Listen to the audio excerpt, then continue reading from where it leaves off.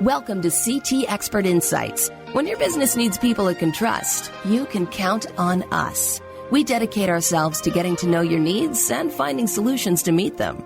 You'll have a team of experts backing you up. Hi, I'm Greg Corombos. Our guests this week on Expert Insights are Natalie Mendel, Director of Business Recovery at the Manhattan Chamber of Commerce, and Alejandro Martinez, a business recovery specialist also with the Manhattan Chamber of Commerce. As businesses in New York City and beyond try to pick up the pieces and make sure they stay afloat going forward following a year-plus long pandemic, they need all the help they can get in many cases. And Alejandro is actually going door to door in Manhattan, finding out what business owners need and pointing them in the direction of different programs and resources that can definitely provide some assistance. And so we want to talk about what is happening here and the impact that it's having. Alejandro, Natalie, thank you both very much for being with us. Thank you for having us. Well, let's begin at the very beginning here. How did this idea of going door to door get started, Natalie? The idea of going door to door started because many small businesses have 20 employees or less. So that means they're spending most of their day in their storefront. They have to run their shop. And they don't have time to research resources online or even check their email half the time because they're so busy running their business. So that's when we had the idea of let's go to them. Let's bring the resources to them, make the process as easy as possible so that they can get that help they need. Well, you kind of described what the main goal is here, but as you send Alejandro and others out into the community, what do you want to know most and what do you want those business owners to know? Yeah. So also I'll just say, and in case our listeners don't know, the New York City Small Business Resource Network is the program we're speaking about. This is a citywide initiative that all 5 borough chambers of commerce are working on together to connect businesses to resources to survive the pandemic. So the main goal is to reach as many small businesses as possible. A small business is 100 employees or less, and get them connected to services and resources that will help them survive these hard times. And the goal is to reach as many businesses as possible and get them the help they need. And when we're out in the field, we want them to know that this program is completely free. I think that's one of the main messages we're trying to send, and that we're here to provide you one-on-one assistance to get you the help that you need. Quick follow-up on that, Natalie. Are you surprised by what you're hearing back? Are you hearing roughly the needs you expected to? What's been the feedback? Yeah, great question. I'm not too surprised. The number one request is financing assistance. I'm sure no one is surprised there. But we also get a lot of requests for legal support as well. A lot of businesses have questions about their lease. They were shut down for a bit, so they have questions about what is required in their lease to pay rent or not. So we do connect businesses to pro bono legal advice, but financing is definitely the first request. A lot of businesses need access to PPP or other loans, grants if they're available, that kind of thing. Alejandro, you're going door to door, and I read a fascinating profile of the efforts that you're making here and some of the feedback that you're getting. What concerns are you hearing most from business owners? Natalie talked about a lot of them, leasing and financing and so forth, but as owners try to ramp back up again, what are they talking about most that they need help with? Well, thank you so much for reading the article. As Natalie was saying, definitely the first is funding, but it depends on the industry. For example, restaurants and coffee shops, they are more interested in the grant that is coming, the restaurant relief grant, or they want to know more about the outdoor heating guidelines that is changing constantly, the permits that they need. So it depends on the industry, but definitely the number one concern is funding. I also read that some of these business owners are reluctant to speak with you.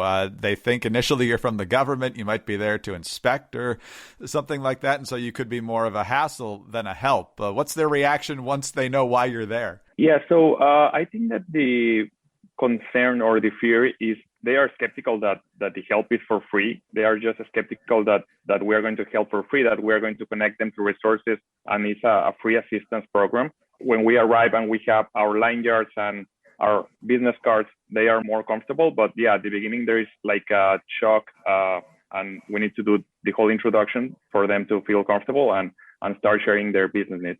What surprised you the most, if anything, from these interactions? We've talked about some of the common concerns, but what other things have grabbed your attention from all of these conversations? Well, a lot of them think that this program is only for big companies. They are concerned that the support out there is for bigger companies, not for small businesses. So that's a big surprise that when we let them know that there is help for them. And well, after that, they think that it's going to be really hard to apply. So they get surprised when it's easy, when we connect them to the appropriate resources to help them to apply. So yeah, they are surprised with all the help that is available, but they don't know that it is available. As time goes on, do you find yourself using the same programs and resources a lot? And if so, which resources or programs have proven to be the most helpful in getting these business owners the help they need? Well, fortunately, we have a database that it is constantly changing, and we are adding new resources all the time. So we have had grants that are really helpful for different industries. For example, for the hair salons and the barbershops and businesses from that industry, we have had L'Oreal grants, Neutrogena grants, and we have had also different loan programs with different organizations like the Columbia University, the Columbia Harlem Small Business Development Center. They have a loan program for businesses above 96th Street. So we have different programs, and yet these resources apply for different businesses. So it's not the same programs all the time. We are actually curating all the resources for specific businesses. You mentioned the hair salons, for example. Do you have a different set of questions depending on the type of business or the other conditions that the business might be in, or do you generally go in with the same presentation each time? We totally adapt depending on the business. For example, for hair salons and other type of businesses, we ask them like if they are in Google, if the clients can do appointments online, if they can communicate with them online as well. So we have a tech specialist that help businesses with this type of things. So yeah, that's the type of question that we constantly ask. For shoe repair, same, like we ask them if they receive the Paycheck Protection Program, if they are online, how can a client get access to their services if they cannot be there physically. So yeah, we totally adapt the questions that we ask. One thing we focus on a lot here on Expert Insights is helping business owners remain compliant with laws and regulations at all different levels of government, making sure licenses and permits are up to date. Do you focus on those areas too? And if so, what kind of help and advice do you provide there? Well, we connect them to existing resources like the Department of Small Business Services. They have small business advocates that provide assistance on understanding the requirements to avoid fines and violations, or to connect them to government agencies for permits, licenses, or just to solve violations that they already received. So yeah, we connect them to the city agency. And in another example, we have the Design Corps program that helps specifically restaurants to improve the outdoor dining space and complying with all the regulations that the city has. I imagine with all of these interactions that you've had, Alejandro, that you've got some favorite stories of how you were especially able to help some of these business owners. Is there a particular good news story that just helps you keep going every day as you go out there and meet with these people? Yeah, totally. Fortunately, I can give you some examples. One example is a 20-year-old family business. They used to print posters and flyers for all the New York City events. After the pandemic, they lost almost 90% of their revenue. And even though they received the PPP and the EIDL, they were having difficulties keeping open one of their locations. So we referred the owner to pro bono legal counselors. And with their advice, he was able to negotiate partial payments. We connect him also to marketing webinars offered by the Small Business Resource Network.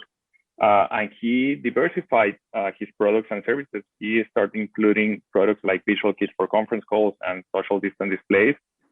So that is one successful story. And just last week, a restaurant in Morningside Heights and a shoe repair in the Upper West Side, they were just approved to receive the PPP. So yeah, we have this type of stories constantly, and that's great. That's great that it is working. How well do business owners understand the help that is available from the government and from other sources? I mean, when you explain the resources that are available, do most of them say that they're aware of these things, or is it a big surprise to a lot of them? Well, it is a big surprise to a lot of them. I can say that just a few businesses know all the resources that are available, and that's why this program is very important. So the businesses that already know about resources, they don't know of all the resources available in all the topics that we mentioned: legal services, financial assistance, marketing, business strategy, technology support. They only know a few, and that's because they are connected to merchants associations or business organizations or community-based organizations. But they don't have the full perspective of all the resources that are available out there. When you do make them aware of these resources that are available, but they may need to apply or fill out some other form, are you able to walk them through that as well? Our first thing is just to connect them, and we know basic information about the process. We also have informative webinars with experts that can help them walk them through the process of all the applications. We answer questions, but they need to fill applications and do the work. But we also connect them to organizations that can help them doing these processes. For example, the Community Development Financial Institutions, or as I mentioned, the Columbia Harlem Small Business Development Center, and the RXR volunteers. They have skilled professionals that also help small businesses applying to these resources. Well, with all the questions that business owners have in the wake of a year-long pandemic, I can only imagine how grateful they are for this program. Natalie, I don't know what form this program existed in before now, but will you be continuing this program in some form or fashion going forward? Yes, we definitely hope to. We, as chambers of commerce, will always be supporting businesses and connecting them to resources. However, we really do hope to continue this program, and we are working on finding funding to do that. And lastly, is this something that you think is common in either in urban areas or elsewhere? Or are you guys kind of setting a trend here? No, this model, we definitely didn't invent this model from scratch. I've seen like city agencies go door to door connecting businesses. However, I've never seen a program that has both public and private resources like we do connecting businesses too.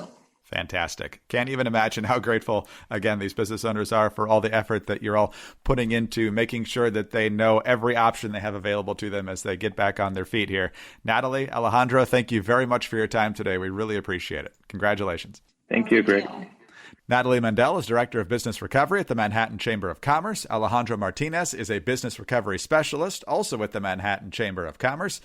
I'm Greg Columbus, and for more information on this subject, please call CT at 844-787-7782. With 125 years of experience, CT is here to help you at every stage of the business life cycle.